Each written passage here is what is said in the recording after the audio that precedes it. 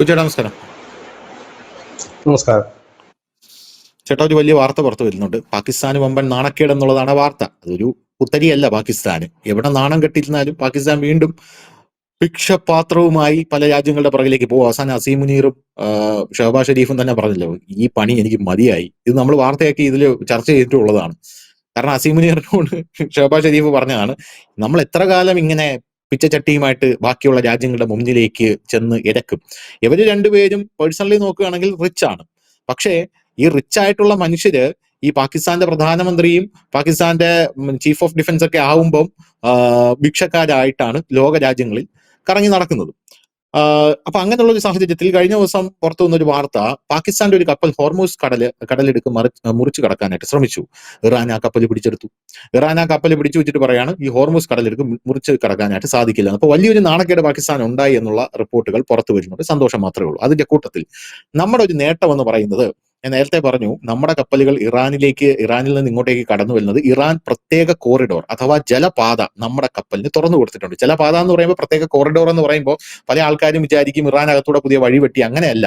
ഇറാന്റെ അതിർത്തിയോട് ചേർന്ന് മറ്റൊരു കപ്പലുകളും ആക്രമിക്കാതെ അവര് നമുക്ക് സുരക്ഷ ഒരുക്കി ഒരു കോറിഡോർ പോലെ താൽക്കാലികമായി ചെയ്ത് നമ്മളെ കപ്പൽ കടത്തിവിടുകയാണ് എന്നുള്ളതാണ്. പക്ഷേ ഇപ്പോ വരുന്ന റിപ്പോർട്ട് അനുസരിച്ച് മേഖലയിലെ സംഘർഷാന്തരീക്ഷത്തിൽ ഹോർമൂസ് കടലിടുക്കിലെ തടസ്സം മറികടക്കാനായി ഇന്ത്യ പുതിയൊരു നീക്കം നടത്തുകയാണ്. ചരക്ക് ഗതാഗതത്തിനായി ഇന്ത്യ ഒരു പ്രത്യേക ഇടനാഴി രൂപപ്പെടുത്താൻ, ഒരു പെർമനന്റ് ഇടനാഴി രൂപപ്പെടുത്താൻ, ഹോർമൂസിന് പകരം രൂപപ്പെടുത്താനുള്ള ശ്രമം കൊണ്ടുവരികയാണെന്നുള്ള റിപ്പോർട്ട് പുറത്തു. ഇത് ഇന്ത്യ മാത്രമല്ല, ഇന്ത്യ, UAE, സൗദി ഇവർ മൂന്നുപേരും കൂടെ സംയുക്തമായി ചേർന്നാണ് ഈ ഇടനാഴി രൂപപ്പെടുത്തുന്നത്. ഇരു രാജ്യങ്ങൾക്കിടയിൽ ചരക്ക് ഗതാഗതം വേഗത്തിലാക്കാനാണ് ഈ ഇടനാഴി രൂപപ്പെടുന്നത്. സൗദി പോർട്ട്സ് അതോറിറ്റി ആയിട്ടുള്ള മവാനിയും ഷാർജ ആസ്ഥാനമായിട്ടുള്ള ഗൾഫ് ടൈനറും ചേർന്നാണ് പദ്ധതിക്ക് നേതൃത്വം നൽകുന്നത് എന്ന് ദ നാഷണൽ റിപ്പോർട്ട് ചെയ്യുന്നുണ്ട്. ഷാർജയിലെ ഖോർഫക്കാർ തുറമുഖം വഴി കടൽ റോഡ് ഗതാഗതം സംയോജിപ്പിച്ച് സൗദിയിലെ ദമാമുമായി ബന്ധിപ്പിക്കുന്നതാണ് ഈ പുതിയ പാത. ഇതിലൂടെ ചരക്ക് ഗതാഗതം വർദ്ധിപ്പിക്കുകയും ട്രാൻസിറ്റ് സമയം കുറയ്ക്കുകയും ചെയ്യുമെന്ന് മവാനി ഇപ്പോൾ അറിയിച്ചിട്ടുണ്ട്. ഇത് ഇന്ത്യയുടെ ഒരു വലിയ നീക്കം. ഇന്ത്യയുടെ പല വലിയ നീക്കങ്ങൾ നടക്കുന്നുണ്ട്. പക്ഷെ അതൊന്നും നമ്മുടെ മാധ്യമങ്ങൾ കൊടുക്കാറില്ല. മാധ്യമങ്ങൾ ട്രംപ് എന്തെങ്കിലും ഇന്ത്യയെക്കുറിച്ച് പറഞ്ഞാൽ മാത്രമേ മാധ്യമങ്ങൾ വാതുറക്കുകയുള്ളൂ. അപ്പൊ ഇന്ത്യയുടെ ഈ പുതിയ ഇടനാഴി വർക്കൗട്ട് ആകുമോ ഈ യുദ്ധത്തിനിടയിൽ എന്നുള്ളതാണ് പ്രധാനപ്പെട്ട ചോദ്യം. ഈ ഇടനാഴി അല്ല, ഇതിനിടയ്ക്ക് തന്നെ ഒരുപാട് കോറിഡോറുകൾ നമ്മൾ കഴിഞ്ഞ ദിവസം ഇന്ത്യയും റഷ്യയും ഇറാനും തമ്മിൽ ഉണ്ടാക്കിയ ഒരു കോറിഡോറിന്റെ അടുത്താണ് ഈ ബോംബാക്രമണം നടന്നത്. കോറിഡോറുകൾ ഉണ്ട്. ഇതിന്റെ ഈ ധനുഷ് ആദ്യം പറഞ്ഞ ഈ കോറിഡോർ ചൈനയ്ക്കും കൂടെ തുറന്നു കൊടുക്കുന്നുണ്ട്. ചൈന പുതിയ വഴിവെട്ടി എന്ന് പറഞ്ഞായിരുന്നു ഈ വാർത്ത ആദ്യം വന്നിരുന്നത്. ധനുഷ് ആദ്യം പറഞ്ഞിരുന്നല്ലോ, ഇറാന്റെ അടുത്തുകൂടി ഇന്ത്യക്ക് ഒരു പുതിയ പാത ഒരുക്കുന്നു. അത് ചൈനയ്ക്കും കൂടി ഒരുക്കും. ചൈനയ്ക്കാണത് ഒരുക്കിയെന്ന് പറഞ്ഞാൽ ആദ്യം വാർത്ത വരുന്നത്. പിന്നീട് ആ വഴിയൂടെ കടന്നു പോകാൻ ഇന്ത്യയും കൂടെ അവർ അനുവദിച്ചു. അങ്ങനെയാണ് ചൈനയ്ക്കും ഇന്ത്യക്കും മാത്രമാണ് അതുവഴി അവർ കടന്നു പോകാൻ ഇപ്പോൾ അനുവാദം കൊടുത്തിരിക്കുന്നത്. അതിനിടയിലാണ് പാകിസ്ഥാന്റെ ഷിപ്പ് അവർ തടഞ്ഞിരിക്കുന്നത്. ഇപ്പോൾ അവർ പറയുന്നത്, ഞങ്ങൾ ഹോർമൂസ് കടലെടുക്ക് തടഞ്ഞിട്ടില്ല, പകരം ഞങ്ങളുടെ സൗഹൃദ രാജ്യങ്ങൾക്ക് വേണ്ടി അത് എപ്പോഴും തുറന്നു തന്നെ കിടക്കും എന്ന് പറഞ്ഞുകൊണ്ട് അവരൊരു 6 രാജ്യങ്ങളുടെ പട്ടിക, അവരുമായി സൗഹൃദ രാജ്യങ്ങളുള്ള ഒരു 6 രാജ്യങ്ങളുടെ പട്ടിക അവർ പുറത്തുവിട്ടു. ആ രാജ്യങ്ങൾ ഏതൊക്കെയെന്ന് ചോദിച്ചാൽ China, Russia, India, Iraq, Pakistan എന്നിവയാണ് ഈ രാജ്യങ്ങൾ. അതിനകത്ത് അവരതിൽ പറയുന്നുണ്ട് എന്തുകൊണ്ടാണ് ഞങ്ങൾ ഇത് സൗഹൃദ രാജ്യങ്ങൾ എന്ന് പറയാൻ കാരണം, ഞങ്ങളെ ഇതുവരെ ആക്രമിക്കാത്ത രാജ്യങ്ങൾ, മറ്റൊന്ന് തങ്ങളെ ആക്രമിക്കുന്നവർക്ക് പിന്തുണ കൊടുക്കാത്ത രാജ്യങ്ങൾ. ഇന്ത്യ പിന്തുണ കൊടുത്തിട്ടില്ല ഒരു രാജ്യത്തിനും.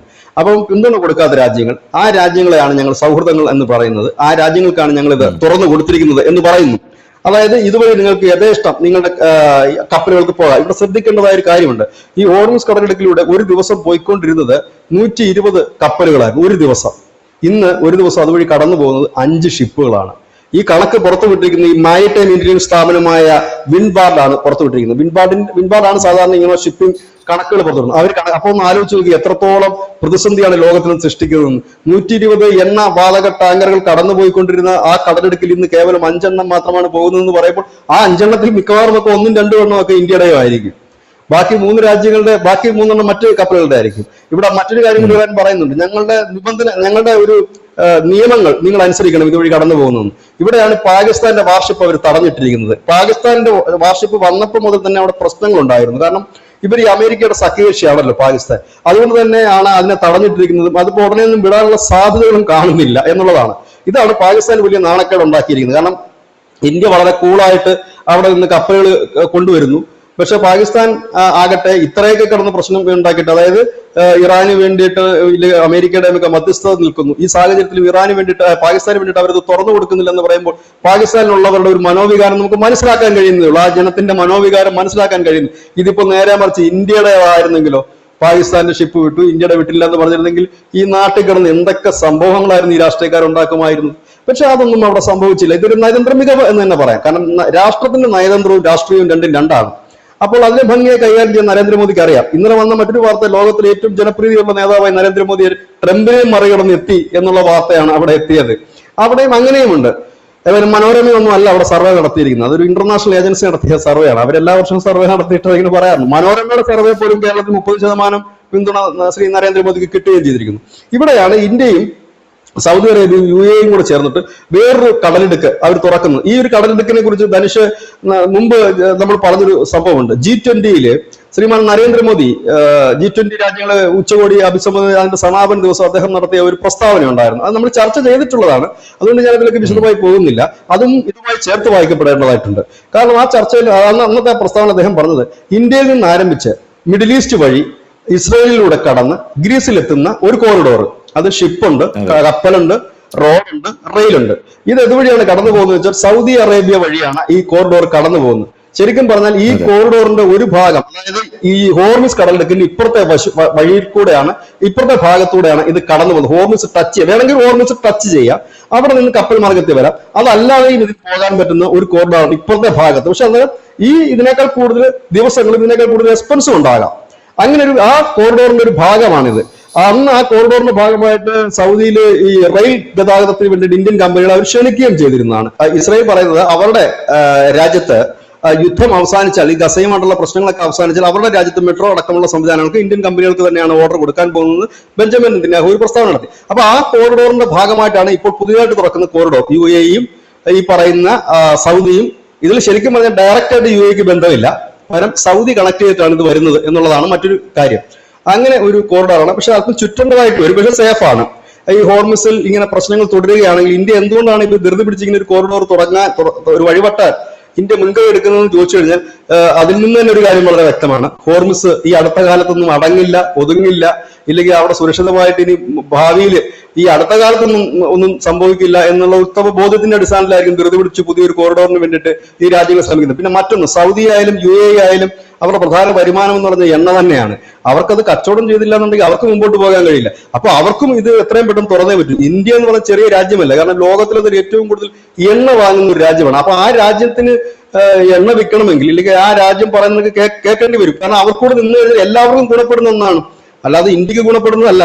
ഇന്ത്യ വഴിപെട്ടുന്ന ഇന്ത്യക്ക് ഊർജ്ജ പ്രതിസന്ധി ഉണ്ടാകാതെ എണ്ണ എത്തിക്കാൻ വേണ്ടിയിട്ട് UAEയും സൗദിയാണ് അവരുടെ എണ്ണ എങ്ങനെയും വിറ്റഴിക്കുന്നതിന് വേണ്ടി ഒരു വഴി നേടിക്കൊണ്ടിരിക്കുകയാണ്. അങ്ങനെയുള്ളവരാണ് ഈ കോറിഡോറിന്റെ ഒരു പിന്നിൽ പ്രവർത്തിക്കുന്നത്.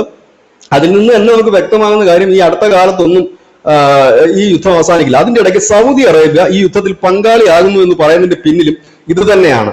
കാരണം അവർക്ക് അവിടെ സേഫ് ആക്കണം. അതായത് ഈ കോറിഡോർ വരുന്നത് ഹോർമസിൽ നിന്ന് വളരെ അകലെയൊന്നും അല്ല, എങ്കിലും ഇറാനാറ്റ്, കാരണം 3500 കിലോമീറ്റർ അകലെയുള്ള സിസ്റ്റങ്ങൾ ആക്രമിക്കാൻ കപ്പാസിറ്റി ഉള്ള ഇറാൻ ഇതും ആക്രമിക്കാൻ പറ്റും. അതുകൊണ്ടാണ് സൗദി കൂടി ഇതിന്റെ ഒരു ഭാഗത്ത് ചേർന്നുകൊണ്ട് ഇറാനെ പൂർണ്ണമായി നശിപ്പിക്കണമെന്നാണ് സൗദി പറഞ്ഞത്. ഇറാനെ തവിടുപൊടിയാക്കണം, പൂർണ്ണമായി നശിപ്പിക്കണമെന്നാണ് പറഞ്ഞത്. ഇനി ഇറാൻ എന്ന് പറഞ്ഞൊരു രാജ്യം ഉണ്ടാകില്ല എന്നാണ് സൗദി പറഞ്ഞത്. അപ്പം അവർ പറയാൻ കാരണം ഇത് തന്നെയാണ്. കാരണം അവർക്ക് മുമ്പോട്ട് ജീവിക്കാൻ കഴിയില്ല. ഈ എണ്ണ തന്നെയാണ് അതിനകത്ത് മെയിൻ കാര്യം. ഇന്ത്യയും ചൈന കണക്കുള്ള വലിയ രാജ്യങ്ങൾ തന്നെയാണ് ബൾക്കായിട്ട് എണ്ണ വാങ്ങുന്നത്. അല്ല ചെറിയ ചെറിയ രാജ്യങ്ങളെ കണ്ടുകൊണ്ട് ഒരു രാജ്യത്തിന് മുൻപോട്ട് പോകാനും കഴിയില്ല. ഇവിടെയാണ് ഇന്ത്യയുടെ ഒരു കരുത്തെന്ന് പറയാൻ കഴിയുന്നത്. അപ്പോൾ സ്വാഭാവികമായിട്ട് കോൺഗ്രസ് ഇത് ഇപ്പോൾ ഉണ്ടായ കരുത്താണെന്ന് വെച്ചാൽ ഈ കരുത്തിനെ ലോകത്ത് അറിയിച്ചു കൊടുത്ത് ഇപ്പോഴാണ്. മുമ്പ് ഈ കരുത്തുണ്ടായിരുന്നു. ഈ കരുത്തിനെ കുറിച്ച് ഭരിക്കുന്നവർക്ക് വലിയ ബോധം ഉണ്ടായിരുന്നില്ല എന്നുള്ളതാണ്. മുമ്പ് മൻമോഹൻ സിംഗ് ഇറങ്ങിപ്പോകുമ്പോൾ 26 രാജ്യങ്ങളുമായിട്ടുള്ള കോൺട്രാക്ട് നമുക്ക് ഉള്ളായിരുന്നു എണ്ണ ഇറക്കുമതി ചെയ്യാൻ. അതിലെ ബഹുഭൂരിപക്ഷം രാജ്യങ്ങളും മിഡിൽ ഈസ്റ്റ് കൺട്രീസ് ആയിരുന്നു. മിഡിൽ ഈസ്റ്റിന് പുറത്ത് എത്ര രാജ്യങ്ങളിൽ നമ്മൾ എണ്ണ ഇറക്കുമതി ചെയ്യാനുള്ള കരാറുണ്ടായിരുന്നു? ഇല്ല. ഇന്നിപ്പോ 41 രാജ്യങ്ങളായി.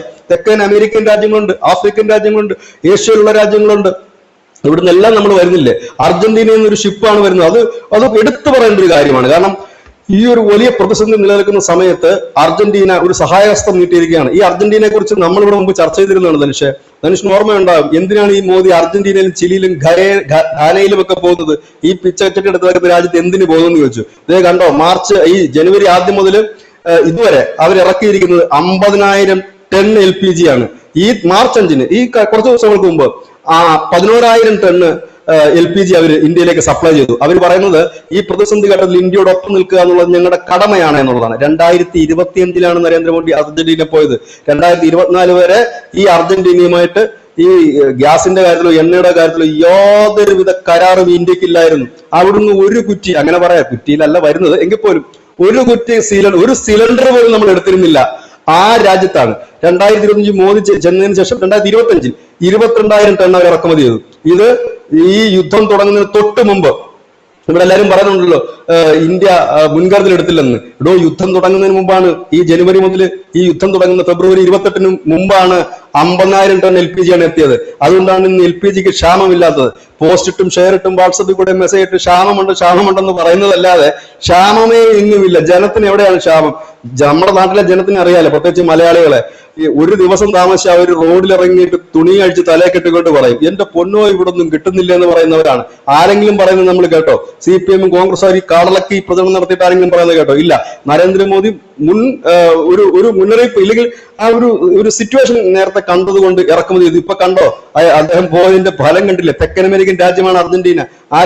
ആ രാജ്യത്തിന്റെ ഇന്ത്യയിലെ അംബാസഡർ പറഞ്ഞ കാര്യം കേട്ടില്ലേ? ഇന്ത്യയുടെ 60% ഊർജ്ജ പ്രതിസന്ധി പരിഹരിക്കാൻ ഞങ്ങൾ തയ്യാറാണ്. ഇന്ത്യയും അർജന്റീനയും തമ്മിലുള്ള ദൂരം എത്രയെന്നറിയാം മനുഷ്യ? 20,000 കിലോമീറ്റർ അകലെയാണ്. 20,000 കിലോമീറ്റർ അകലെ നിന്നിട്ടാണ് ഈ പറയുന്ന LPG ഗ്യാസ് നമുക്ക് അവർ എത്തിക്കുന്നത്. ഇവിടെയാണ് ഇന്ത്യ പറയുന്നത് പ്രതിസന്ധി നമുക്ക് ഉണ്ടാകില്ല എന്ന് പറയുന്നത്. ഇത് മോദിയുടെ നയതന്ത്ര വിജയം തന്നെയാണ്, അത് വേറെ ആരുടെ നയതന്ത്ര വിജയമല്ല. എത്ര പ്രധാനമന്ത്രിമാര് അർജന്റീന പോയിട്ടുണ്ട്. അർജന്റീന നമ്മുടെ ഇതിന് മുമ്പ് പോയിട്ടുള്ള, എനിക്ക് 34 വർഷങ്ങൾക്ക് മുമ്പ് ഇന്ദിരാഗാന്ധിയോ മറ്റോ പോയിട്ടുണ്ടെന്നാണ് എന്റെ ഒരു അറിവ്. അത് തെറ്റുണ്ടെങ്കിൽ പ്രേക്ഷകർ തിരുത്തണം. പോയിട്ട് എന്തുണ്ടാക്കി? അവിടെ പോയി അവിടുത്തെ പരിപാടിയിൽ പങ്കെടുത്ത് അവിടുന്നുള്ള കപ്പ ബിരിയാണിയും കഴിച്ച് ഇവിടെ തിരിച്ചു വന്നതല്ലേ ഉള്ളൂ. എന്തെങ്കിലും പ്രയോജനം ഉണ്ടായോ? അവർ ഓരോ പരിപാടികളോട് കറങ്ങാനാണ് അവിടെ പോയിരുന്നത്. ഇവരൊക്കെ പറഞ്ഞ് മുമ്പ് ഇവർ ഓരോ രാജ്യങ്ങൾ സന്ദർശിക്കുന്ന ഈ രാജ്യത്തെ 150 മാധ്യമ പ്രവർത്തകർക്കും അവരുടെ സഹായികൾക്കും കൂട്ടുകാരികൾക്കും എല്ലാവർക്കും കൂടെ കയറ്റിക്കൊണ്ടൊരു ജംബോ ജെറ്റ് വിമാനം ഇവിടുന്ന് പറക്കും. അവിടെ ചെന്നിട്ട് ഈ 3-4 ദിവസം സ്റ്റാർ ഹോട്ടലിൽ അടിച്ചു പൊളിക്കുക, ടൂറിസ്റ്റ് കേന്ദ്രങ്ങൾ സന്ദർശിക്കുക, അതിനിടയ്ക്ക് ആരെങ്കിലും കൊണ്ട് അവാർഡ് കൊടുപ്പിക്കുക. ഇതൊക്കെയാണ് അവിടെ ചെയ്തുകൊണ്ടിരുന്നത്. പരമോന്നതമായ രാജ്യത്തിന്റെ പുരസ്കാരം നേടിയ ഏത് ഭരണാധികാരിയുണ്ട്? ഇത്രയും പുരസ്കാരങ്ങൾ നേടിയ ഒരു ഭരണാധികാരിയും ഇല്ല. ഇന്ദിരാഗാന്ധിക്ക് പുരസ്കാരം കിട്ടിയിട്ടുണ്ട്, യാസർ അറാഫത്ത് കൊടുത്തിട്ടുണ്ട് പാലസ്തീനിൽ നമ്മുടെ പ്രധാനമന്ത്രി ഇതുവരെ പോയിട്ടില്ല, പോകണമെന്ന് പുള്ളിക്ക് തോന്നിയിട്ടുമില്ല.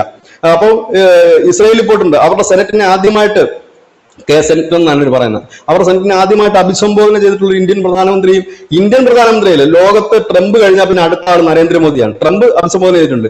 പിന്നെ അവരുടെ പാർലമെന്റിൽ കയറ്റി പ്രസംഗിക്കാൻ അനുവദിച്ചിട്ടുള്ള ഒരേ ഒരാൾ നരേന്ദ്രമോദിയാണ്. അങ്ങനെ ഒരുപാട് രാജ്യങ്ങളിൽ പോയിട്ടുണ്ട്. ഇന്ന് അതിന്റെ ഗുണം ഇന്ത്യ അനുഭവിച്ചുകൊണ്ടിരിക്കുകയാണ്. ഇതൊക്കെ ഒന്നും പറയാതെ നമുക്ക് പോകാൻ കഴിയില്ല.